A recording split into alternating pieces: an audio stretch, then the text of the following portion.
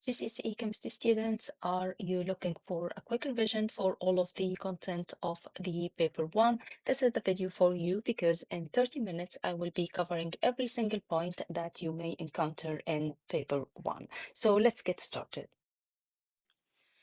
The development of the model of the atom starts with John Dalton, who visualized the atoms as tiny spheres that cannot be divided.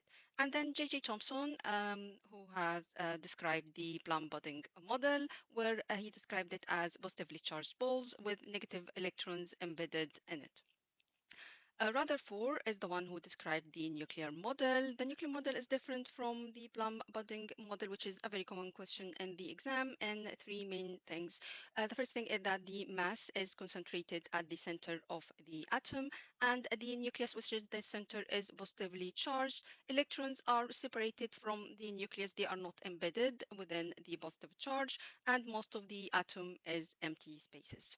Bohr is the one who discovered the energy level. So when they ask you about Bohr, then you need to talk about the electrons, how electrons orbit the nucleus in shells, and that the shells are at certain distances from the nucleus. And finally, Chadwick is the one who discovered the neutrons. And neutrons are the subparticles which are neutral or not charged. And then this discovery was very important for the discovery of isotopes, which have the same number of protons but different number of neutrons. The subatomic particles, we have the protons, which have relative mass of 1, relative charge plus 1, and the neutrons, which have the relative mass of 1, relative charge of 0. And then we have the electrons, which orbit the nucleus. They are very small in terms of the mass, neglected, and then the relative charge is -1. When they ask you about to give you the atomic number and the mass number and ask you to define or ask you to calculate the number of protons or neutrons, first of all, you need to define atomic number. Atomic number is the total number of protons inside the nucleus. Don't use the electrons in this definition. And then the mass number is the total number of protons and neutrons. Remember that the atomic number is written at the bottom side and the mass number is written at the top. You can use the atomic number to calculate the number of electrons as well because electrons equals protons, and you can use the mass number and atomic number to calculate the number of neutrons because the mass number minus atomic number will give you the number of neutrons.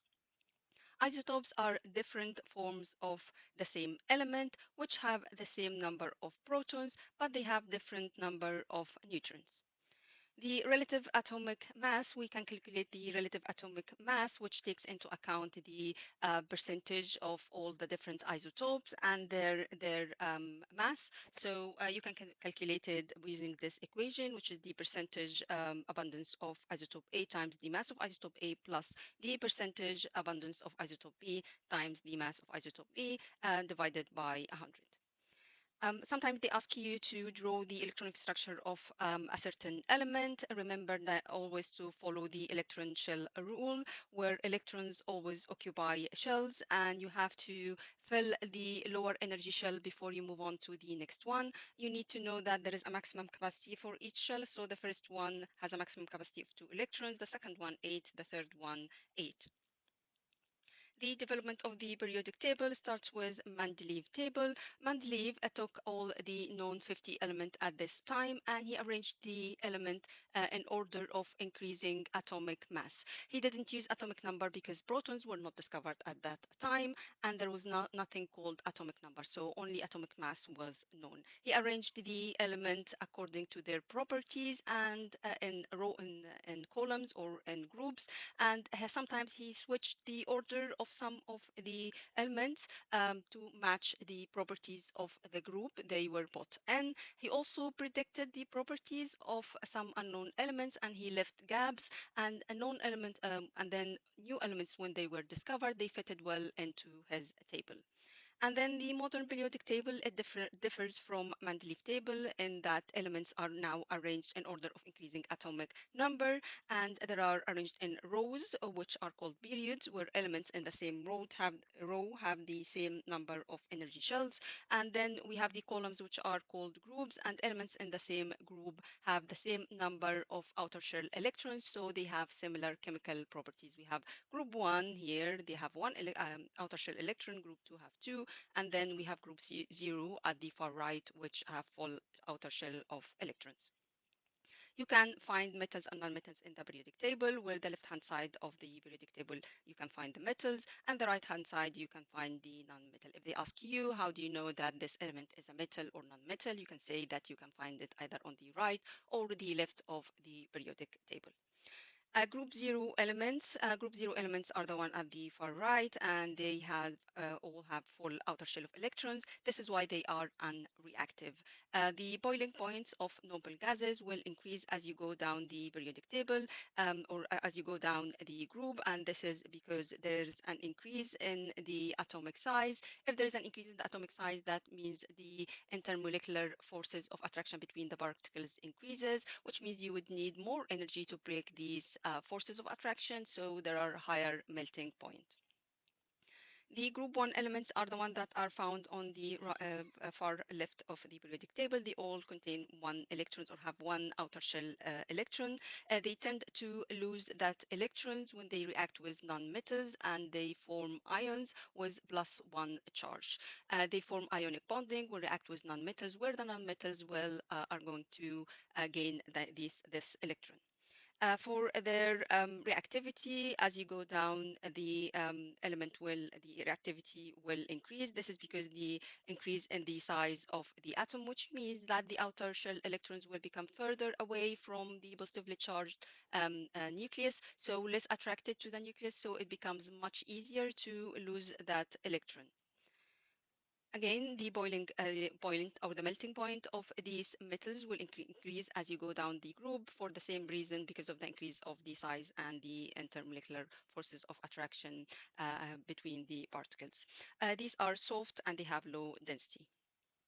The main reactions of the alkali metal is that they react with water to give you hydroxides and hydrogen. Remember, the state symbol here for the hydrogen is gas, and for the hydroxide is going to be aqueous, and for the metal is going to be solid, and of course water is liquid. They also react with oxygen to give metal oxides, and they react with halogens like chlorine to give salt. So if you have sodium with chlorine, chlorine here is a gas, sodium is a solid, that will give you sodium chloride as a solid because there is no solution here. Group 7 elements, they are called halogens. So group 7 elements are found here. They have 7 outer shell electrons. They exist as diatomic molecules like fluorine, chlorine, bromine, and iodine. And they tend to gain 1 electron when they react with metals to give -1 ions, and they form ionic bonding with metals. With non-metals, they tend to share their electrons to form covalent compound like hydrogen and chloride to give hydrogen chloride. For the reactivity, as you go down the group, the reactivity will decrease. This is because of the increase in the size of the atom, which means the outer shell electrons become further away from the positively charged nucleus. So they are less attracted to the positive charge, so gaining electrons becomes harder. This is why reactivity will decrease as you go down the group. For the melting point as well, the and boiling point. The melting and boiling point will increase as you go down the grid because of the increase in the size and the intermolecular forces. So fluorine and chlorine, the first two in this group, they are very active and they are poisonous and toxic, and they are gases. And then bromine at room temperature, it's a liquid. And then if we have iodine, because it's lower down, it has bigger size, then it has higher melting point and it's a solid at room temperature. One of the reactions of halogen is the displacement reaction, where more reactive halogens will displace the less reactive ones from their salts. So if you have chlorine, can react with potassium bromide to give potassium chloride and bromine. So this is a displacement reaction. And remember why they do that, because they are more reactive because of what we explained about the difference in the size and how the outer shell electrons are further away from the nucleus. Transition metals are found at the center of the periodic table here, and the main question that comes in the exam is related to the difference between the transition metals and group 1 metals. So there are different in physical and chemical properties. So if they ask you about physical properties, you can talk about how the transition metal have higher melting point, or they are more dense, or they are harder than group 1 elements. If they ask you about the chemical properties, you can talk about how the transition metals are less reactive, or they can form different ions, or they form colored compounds, or they can be used as catalysts. So these are all chemical properties. Topic 2 is about the bonding. So let's have a look at all types of bonding in a nutshell. So ionic bonding is the bond that we can see between metals and non-metals, where metals lose electrons to form positively charged ions, and non-metals gain the electrons to form negatively charged ions. This kind of bond is very strong because of the strong electrostatic interaction between oppositely charged ions. Covalent bonding is the next type, where we can find this type of bonding between non-metals only. So it has to be between non-metal and non-metal, where electrons here are not gained or lost, but they are shared between the two atoms. Remember that this is how we draw the cross dot and cross diagram for covalent bonding, where we share the electrons between the two non-metals. These are strong bonds as well, because the strength of the bond comes from the strong electrostatic interaction between the positively charged nuclei of the two elements that form the bond, and between the shared electrons. And finally, there is the metallic bonding. We find metallic bonding in metals, where metallic bonding comes from the electrostatic interaction, the strong electrostatic interaction between the delocalized electrons and between the positively charged ions of the metal that are formed. The structure of the ionic compound. So ionic compounds have a regular lattice structure called the giant ionic lattice, where the ions form a closely packed regular lattice arrangement, and there are very strong electrostatic interaction all around the structure. The ionic compounds will not conduct electricity as solids because the ions are not free to move. They are joined together strongly within a giant ionic lattice, and they cannot carry the charge. However, when molten, the ions will become free to move, and they can carry charges. And if dissolved in aqueous solution, the ions also will be free to move, so they can conduct electricity. The difference between simple covalent molecule and giant covalent structures. So simple covalent molecules are these small molecules which have covalent bonding, like oxygen, carbon dioxide, water, and so on. And they have a strong covalent bond between the atoms and the molecule, but they have very weak intermolecular forces of attraction between the molecules. This is why they have low melting point. This is different from a metal from ionic compounds which have high melting point, because here the intermolecular forces of attraction are very low, so they would need less energy to break these bonds, and so low melting point. They do not conduct electricity because there are no free ions or electrons to move through the structure and to conduct electricity or to carry the charge. Polymers are a type of simple covalent molecule, but they have high molecular mass. So they have higher melting point, because the higher the molecular mass, the higher the intermolecular forces of attraction between the molecules. So they will need more energy to break these forces. And then giant covalent structures, a very common question in the exam is to ask you to compare between some of the giant covalent structures like diamond and graphite. So diamond is a very common and question in the exam, where for a diamond, it's one of the allotropes of carbon. It only contains covalent bonding. There is no intermolecular force of attraction because they are giant structure. They are not simple molecules. Each carbon atom is bonded to four other bonds or four other carbon atoms. So there are no free electrons to move through the structure, and they do not conduct electricity. They are very hard and they have high melting point because of the presence of the covalent bonding, which needs very high energy to break. Graphite is another type of giant covalent structure where graphite is different from diamond in that each carbon atom in graphite is bonded to three other carbons, which means there is an extra carbon which is delocalized or free to move through the structure so it can carry the charge, and this is why graphite can conduct electricity. Also, it's slippery and layers, it's formed of layers and it's slippery. The layers can move past each other because there is weak intermolecular forces of attraction or weak forces of attraction between these layers, so the layers can slide past each other. Fullerene is one of the allotropes of carbon, and it has this shape, which is like a ball.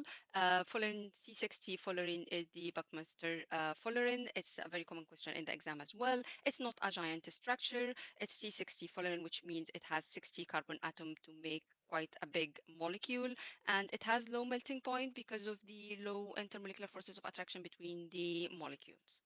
It's also slippery because of these intermolecular forces of attraction, so the different molecules can slide past each other or can move, so they are slippery.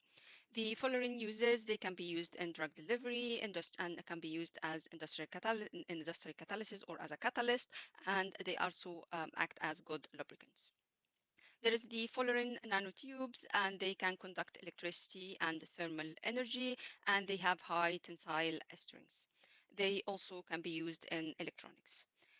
Metallic bonding and properties of metallic. Remember that the nature of the metallic bonding is the reasons for the properties of the metals. So most metals are solid at room temperature because of the strong electrostatic interaction between the delocalized electrons and the positively charged ions, and they can conduct electricity and heat. This is because of the delocalized electrons. So the delocalized electron which can move through the structure, they can carry the charge, so they can conduct electricity, and also these electrons are responsible for the heat conductivity. And most metals are malleable. They can be hammered into shape, as we can see, because of the arrangement of the particles. So they can actually be hammered into shape. They can be slipped past each other. Alloys, if you want to give more strengths to your metal, then you can mix it with another elements, where alloys is a mixture of, it's not a pure metal, but it's a metal mixed with another metal. So as you can see, or another element, it doesn't have to be metal. So the other element here, as you can see, has a different size, and this will give strength to the alloy because now the layers cannot actually be moving easily past each other, and it becomes more brittle while the pure metal is more malleable. Nanoparticles, what's very important about nanoparticles is to know that nanoparticles are very small in size, and you need to know that the size of the nanoparticle is between 1 and 100 nanometer. They have high surface area to volume ratio, and this is why they can be used to make catalysts and to deliver drugs into the cell where they are needed, and they are also used in electronic circuits for computer chips because they have very small mass. So topic 3 is the quantitative chemistry or quantitative analysis, and I will give you some tips for the mass question in the exam. Normally, when they give you the mass question, where they ask you to calculate the concentration of one of the products or one of the reactants in a certain reaction, the first thing that you start off with is to calculate the formula, the molecular mass of the different reactant or products, depending on which one you need to calculate.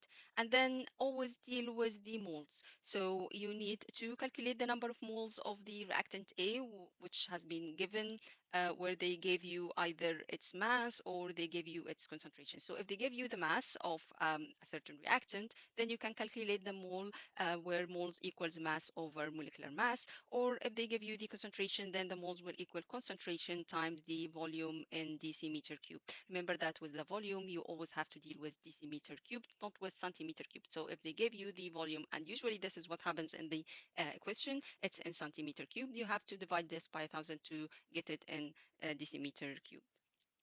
Then use the balanced equation to calculate the moles of the other reactant that you need to find. Let's say this reactant B, for example, or of a product, or of a product if they ask you to calculate something for the product. And finally, if they want you to calculate the concentration of the other reactant, then because you calculated how many moles of the other reactant there is, then you can use the equation that concentration equals moles over the volume in decimeter cubed. Again, remember, you use the volume in decimeter cubed.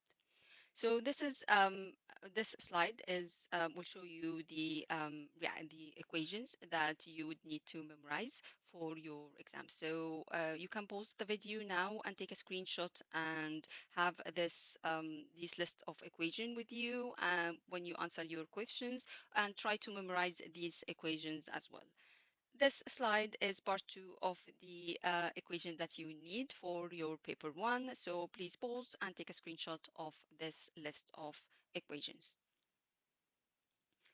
One of the questions that may come from topic 3 is about the conservation of mass, where the law of conservation of mass states that the total mass of the reactant in a chemical reaction will equal the total mass of the product. So they might ask you how it is possible in this reaction, or how can you prove it? You can simply calculate, they will give you numbers, and you can simply calculate the mass of the reactant and the final mass of the product, and you can prove that these two are the same value, which means there is a conservation of mass. There are two situations where there is a change in the mass. The first one, if the mass of the product increases or becomes more than the total mass of reactant, then that means a gas from air has reacted and the product is a solid or a liquid, and the gas was not accounted for when we calculated the mass of the reactant.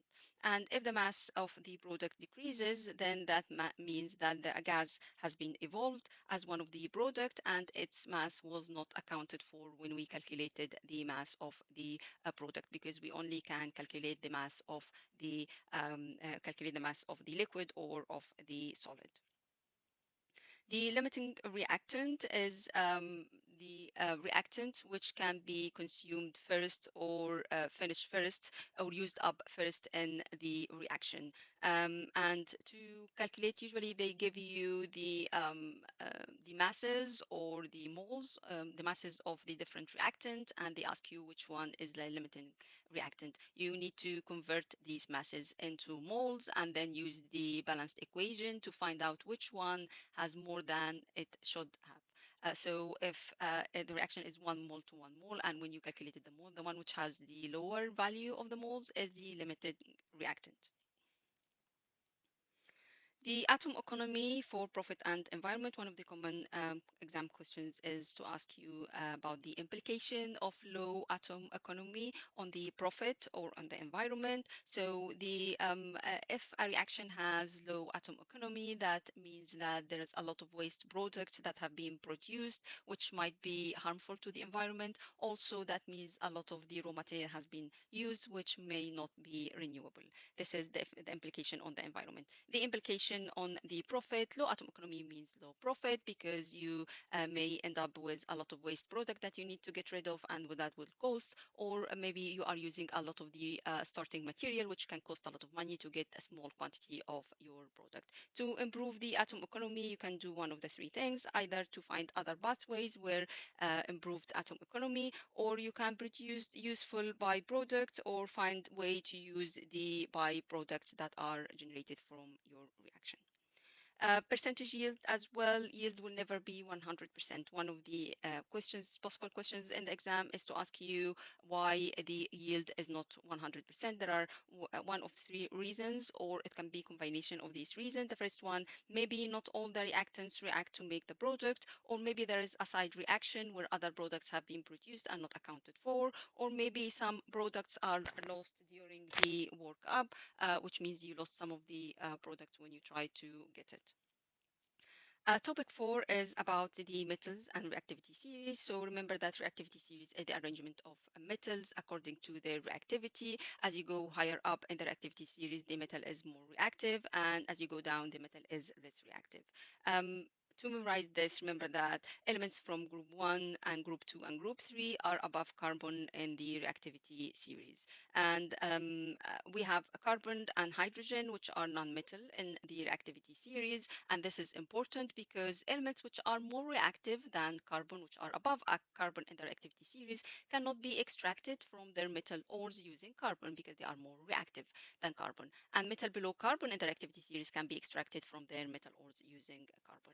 Hydrogen is important as well because metals which are above hydrogen in the reactivity series, as we can see here, they can react with dilute cold acids, while metals which are below hydrogen in their activity series will not react with dilute cold acids. The reaction of metals with waters. Some metals can react with water to give you metal hydroxide and hydrogen. This is important to know this equation, the word equation, and also the equation with how to write the equation, the molecular equation with the state symbol. Hydrogen here is going to be a gas, and the metal hydroxide is going to be aqueous. Water is liquid, and the metal is solid. And then reaction of metal with acids. So acids, metals which are above hydrogen in their activity series can react with dilute cold acids to give you salt and hydrogens, while metals which are below the metal interactivity, below the hydrogen interactivity series will not react with cold dilute acid, but they can react with hot acids or concentrated acids, like copper, for example. The redox reaction is the reaction where you can find oxidation and reduction in the same reaction, because when one element is oxidized, another, or when one substance is oxidized, another one is reduced.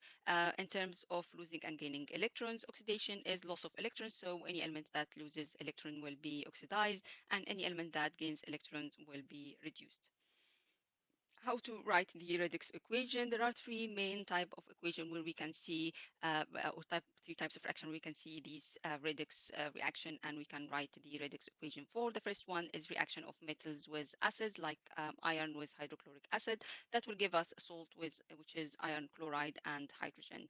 Now you have to know how to write the half ionic equation and the ionic equation. The half ionic equation will only show the oxidation alone or the reduction alone. So here iron was oxidized because it lost two electrons. So iron gave you the ion and the electrons, and the hydrogen ion here from hydrogen chloride has been reduced because it gained electron to give you the hydrogen gas.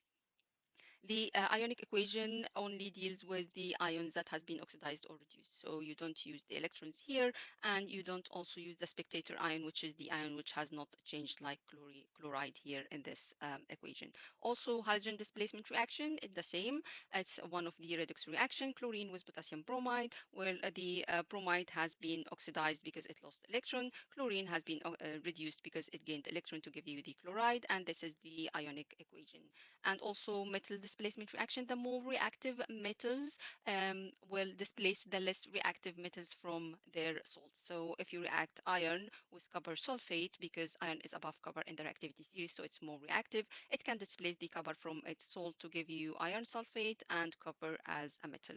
Then iron here has been oxidized because it lost electrons, and the copper has been reduced because it gained electron. Again, this is the ionic equation. All what you need to know about electrolysis. So electrolysis uses electricity to generate a chemical reaction. In electrolysis, you have two electrodes, negative and positive electrode, and you have a source of electricity. You have electric current here, and the two electrodes have to be immersed in an electrolyte. The electrolyte can be either a molten ionic compound, or it can be aqueous solution of ionic compound. Remember that solids of ionic compounds can not be used as electrolyte because the ions are not free to move in the solid state.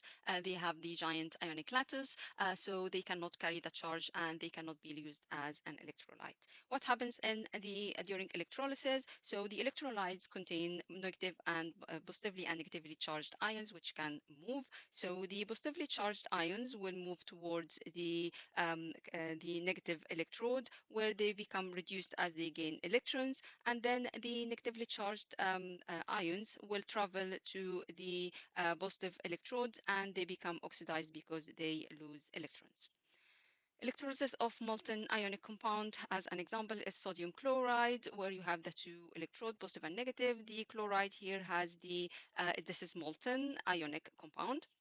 So the chloride has the negative charge, so it moves to the positive electrode, and chloride here loses the electrons, so become oxidized to give chlorine. The sodium, on the other hand, has a positive charge, so it moves to the negative electrode, and it become reduced because it gains two electrons. One of the common exam questions is to ask you about the electrolysis of aluminium to extract aluminium from its ore, which is aluminium oxide. So in the extraction of the aluminium oxide to extract aluminium from its ore, which is aluminium oxide, first thing that you need to know that for electrolysis here, we use molten aluminium oxide. However, aluminium oxide has a very high melting point. This is why it's mixed with cryolite, because cryolite will reduce the melting point of aluminium oxide, and then less energy will be needed to melt it to get the molten aluminium oxide, and this will reduce the overall cost of the process of electrolysis because electrolysis is a very costly process. Now the electrode we use is graphite. So we use graphite here as electrodes. We don't use metals. What happens in the reaction is that aluminium moves toward the negative electrode where it become reduced to give you the aluminium metal, and the oxygen moves toward the positive electrodes and become oxidized because it loses electron. Because the electrodes here are formed of graphite, which is basically carbon, the oxygen that is when it moves to the electrode, it can react because oxygen is produced. Oxygen can react with the negative with the positive electrode to give carbon dioxide. So this positive electrode needs to be replaced continuously. What about electrolysis of aqueous solution? In aqueous solution, you have a different situation here because you not only have the ions from the metal from the ionic compound, but also you're going to have hydrogen and oxygen ions from water. So there will be competition at the negative and positive electrode. So at the negative electrode, there will be competition between the metal, which is the sodium in this case, if you have sodium chloride, and the hydrogen from the water. So you need to remember this. If the metal is above hydrogen in the reactivity series, then hydrogen is the one that is going to be reduced at the negative electrode. So you're going to end up with hydrogen gas at the negative electrode. But if the metal is below hydrogen in the reactivity series, then the metal is the one that's going to be reduced to give the metal. So if it's copper, copper is below hydrogen, so the copper will be reduced at the negative electrode. At the positive electrode, there is a competition as well between the anion and between the hydroxide from water. So if this anion is one of the halides, which is chloride, bromide, or iodide, then the halide is the one that's going to be oxidized at the positive electrode. So you end up with one of the halogens, either chlorine, bromine, or iodine. But if it's any other anion, then the hydroxide is the one that is going to be oxidized, and the product here is going to be oxygen. So remember, either halides or it's going to be always oxygen if it's not halide. So halides will give halogens, and then if it's any other like if you have anything like nitrate, like sulfate, any other anion, then it's always going to be oxygen. Acid-base topic. So first of all, the pH indicators. You have the universal indicators, which gives a range of colors at different pHs. So it's not suitable to be used in titration. While we have the sudden color change indicators, and these are the three indicators that you need to know for your exam: litmus, phenolphthalein, and methyl orange. And you need to memorize the color change at the acid and alkali solution. These will give you a sudden change or distant color at the neutralization point or at the end point for the titration. So they are best used for titration.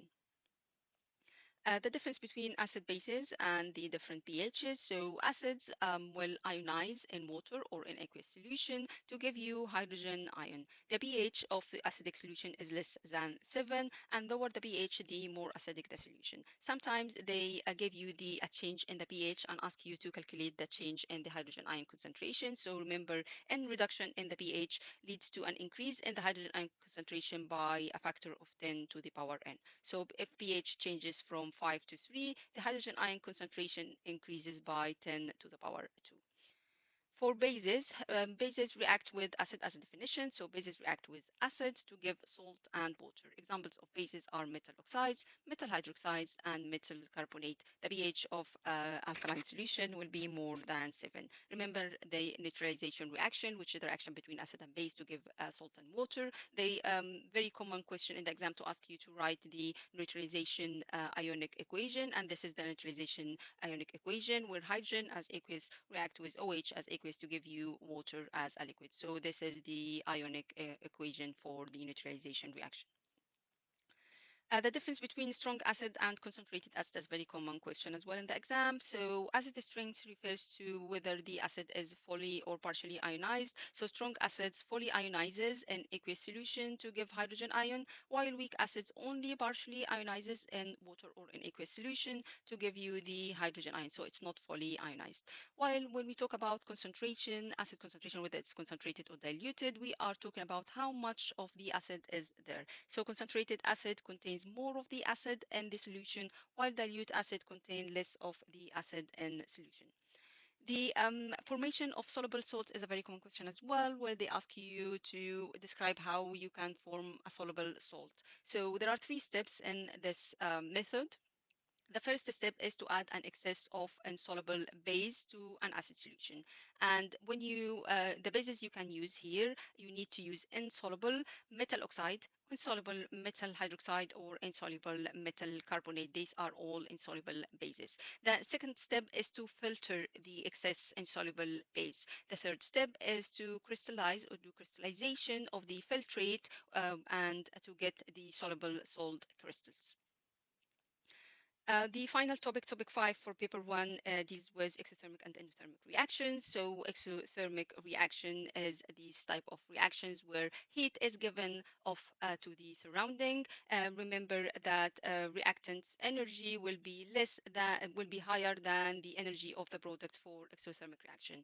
They usually ask you to draw the energy profile and to label the activation energy and the overall energy change. So this is for exothermic reaction. Remember that the products have lower energy, and the activation energy is the difference between the energy of the reactants to the top point of the energy profile, and the overall energy change is the difference between the energy of the reactants and the energy of the product. The overall energy change for the exothermic reaction is negatively is an it has a negative value.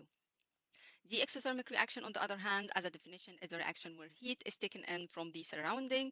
The reaction here, the reactant energy is lower than the energy of the product. Again, activation energy would be the difference between the energy of the reactant and the top point, and the overall energy change is the difference between the energy of the reactants and the products. The overall energy change here is going to be positive value.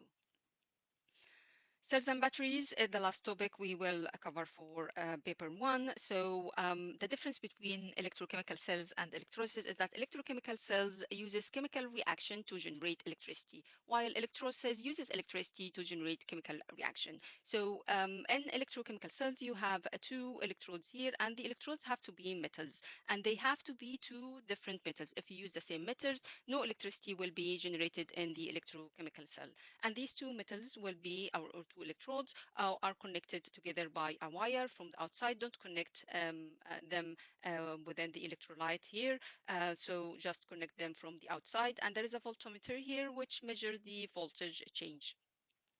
And then these are two are immersed in an electrolyte, and the electrolyte will have ions which can move and which can react with the electrodes. So a chemical reaction between the electrolyte and the electrodes will generate electricity. The bigger the difference between the reactivity of the two electrodes, the metals of the electrode, the higher the voltage that we get. And this is a common question as well, where they give you values for the voltage difference and ask you to decide which one is more reactive or arrange certain metals according to their reactivity. So the higher the difference, the higher the reactivity, the difference in the reactivity.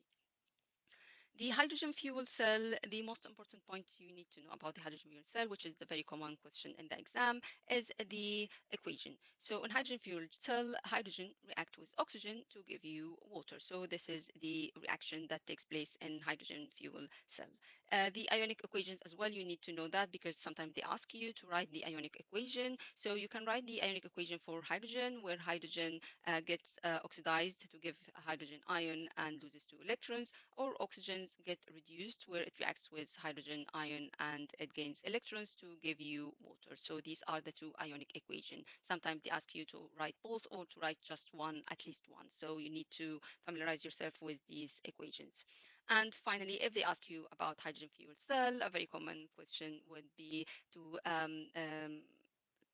differentiate or to evaluate the use of hydrogen fuel cells versus rechargeable cells and battery. So remember that hydrogen fuel cells are easily or quickly refueled, while the rechargeable cells and battery, they have to be connected to electricity source, so they take a very long time to be recharged. The hydrogen fuel cell, the batteries do not need to be replaced, but the rechargeable cells, they have a certain life, so they need to be replaced eventually. Hydrogen itself is a gas, so it's very difficult to handle. But the rechargeable fuel cells, they do not use hydrogen; they are just connected to electricity source. But they are very difficult to dispose, and they are not biodegradable. The only product for hydrogen fuel cell is water, so there is no waste product. It's better for the environment. Although the rechargeable cells also don't have any harmful waste product, but because the batteries have to be disposed at the end of its life when it's replaced, then there is a problem here in the disposal of the chemicals of the batteries inside the battery. And hydrogen fuel cell is less expensive, while rechargeable one is more expensive. A very quick note here is to remember the difference between rechargeable batteries and the non-rechargeable ones. So rechargeable batteries can be recharged as the chemical reaction inside the battery is reversible. So you can reverse reaction if you connect it to outside electricity source. While non-rechargeable